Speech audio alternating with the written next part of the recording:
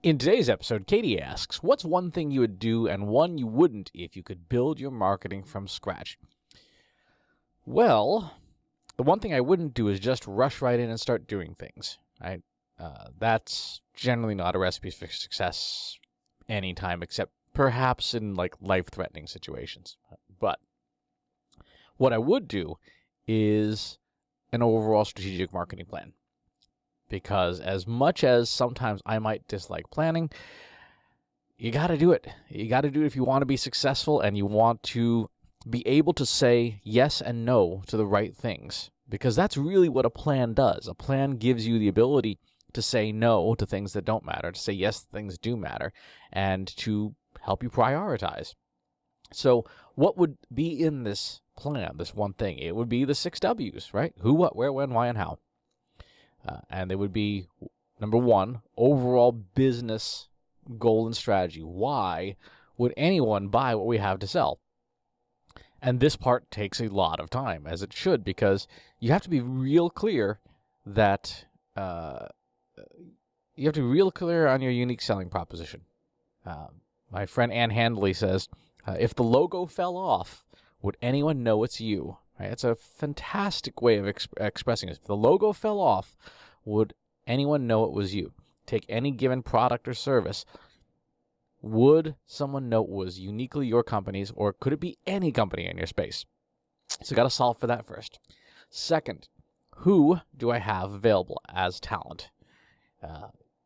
This can be employees. This can be partners. This can be agencies.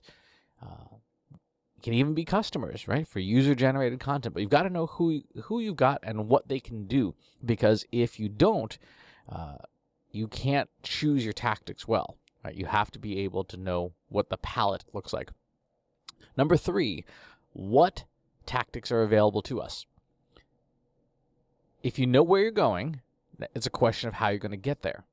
Right? If you have a destination, you can fly, you can drive, you could take a train maybe, might need to take a boat, could bicycle, you could walk.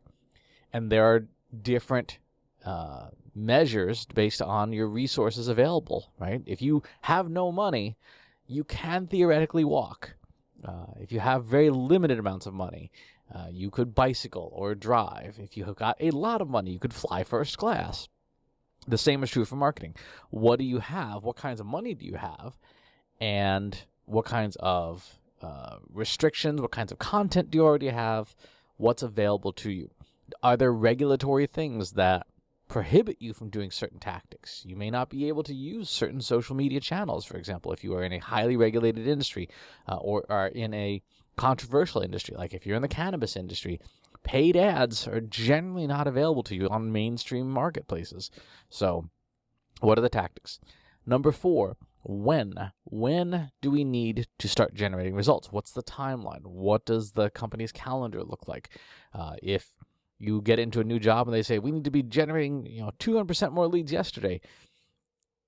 Okay, if that's what the company requires, then you've got to adjust what you've planned to fit that. But more than anything, if you're just getting started, start building out a realistic timeline. What are you going to do in the first 30 days, the first 90 days, the first quarter, the first year? Knowing that timeline, again, helps you with resources. Like all things, if you don't know how long you have, you may not be able to make great decisions.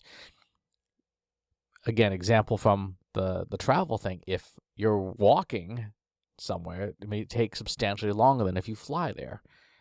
But if you've got the time, you can afford to walk. If you don't have the time, you have to fly or you won't get there. Same is true for marketing. SEO, for example, is a fantastic way to generate long-term results. SEO takes a lot of time. Right? You won't probably see any good results in the first 90 days. And you'll start to see better results after the first couple of years, right, of consistently generating a lot of content. It takes time. Where will we be marketing? Right? So, again, going to sort of the channels, the capabilities. Do you have a service area? Is your company geographically constrained? Again, these are all limits on what you can do. So knowing these things is important. And finally, and my personal favorite, how will we measure success? If measurement is not part of your plan, it is not a plan, right? It is a wish list. Measurement, analytics, data, insights, all that stuff is essential. How will you know that your marketing has been successful if you don't have a plan, a way to measure it? So, is it going to be Google Analytics? Are you going to be building dashboards? Are you going to need to create executive reports? Do you report to a board of directors?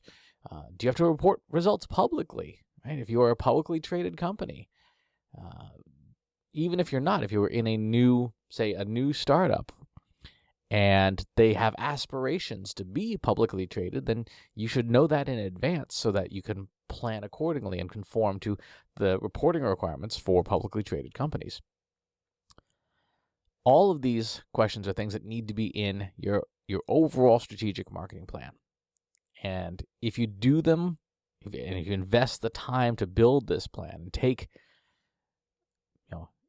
30, 60, 90 days to build a plan, getting input from all your stakeholders, getting input from your customers, getting input from the audience that you want to serve, doing surveys and focus groups and things, you will come up with a fantastic plan. Of all of them, I think that the two that people will struggle with the most are the unique selling proposition, because a lot of companies out there have very generic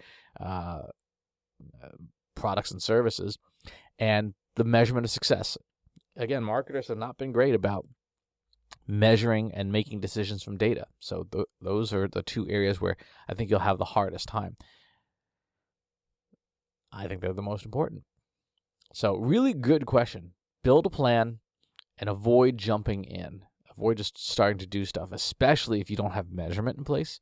One of the critical mistakes I've seen people do is just keep doing what the company's been doing as soon as they get into the job without asking, does this work? Right?